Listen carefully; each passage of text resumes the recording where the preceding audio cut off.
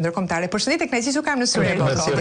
Atëherë shumë ngjarje madhore e fillojmë nga Gjermania. Dua një komentin tënd në lidhje me këtë vendim shumë të rëndësishëm të shërbimeve inteligjente të brendshme gjermane në prag të krijimit të qeverisë së re dhe në një moment shumë të rëndësishëm për politikën gjermane kur AfD-ja ndodhet në kuota shumë të larta pëlqyeshmërie jo vetëm pas zgjedhjeve të 23 shkurtit, por dhe sipas sondazheve të fundit. Çfarë ka ndodhur?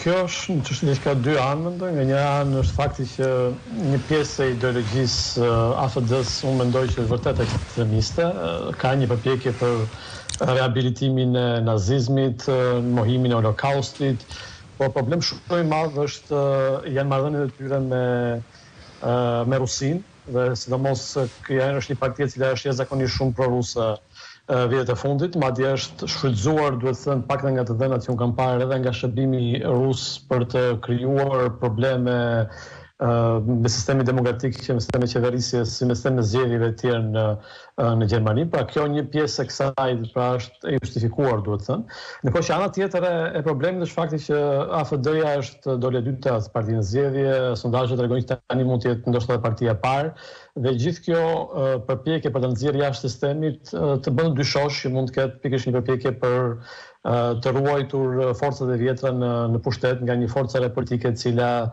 mund të rrezikojë pushtetin në të ardhmen e afërt. Pra është pak e vështirë të nxjerrësh nga sistemi një parti e cila ka marrë 22% votave në zgjedhjet e fundit, mund të marrë 25-26 zgjedhjet e ardhshme sipas sondazheve të tanishme. Pra kjo qasje të bën pak dyshosh që mund të ketë një përvallëvi politike. Kështu që të dyja pjesët qëndrojnë në këtë pikë, mendoj. Dhe përvallëvia politike është, po edhe fakti që AfD-ja, sidomos me lidhjet e saj me Rusinë, mund të përbëjë një kërcënim të konsiderueshëm për demokracinë, për sigurinë, për gjithë shtetin gjerman. Ndërkohë që bëhet fjalë për një raport prej 1000 faqesh të shërbimit të brendshëm gjerman që, siç e thash, nuk bën fjalë vetëm për dyshime, por për prova konkrete nga ana e AfD-s. Dua ta lëm për një moment Gjermaninë, ndoshta në ujëra ende të paqarta sa i takon edhe reagimeve që do të ketë pas një themi vendimi të tillë dhe të dalim pak në Europë. Është deri diku një rast i përsëritur kjo që po ndodh me AfD, nëse do t'i referoheshim rastit francez ku Le Pen me një vendim gjykate u përjashtua nga mundësia për të marrë pjesë në zgjedhjet presidenciale 2027. Në fakt nuk është një proces gjyqësor ende i përfunduar, por të paktën deri tani, apo rasti i ndalimit të zgjedhjeve presidenciale në Rumani në raundin e dytë pas fitores në raundin e parë të kandidatit të djathës ekstreme. Ka dhe raste të tjera. Pra në këtë kontekst, si e shikon këtë vendim?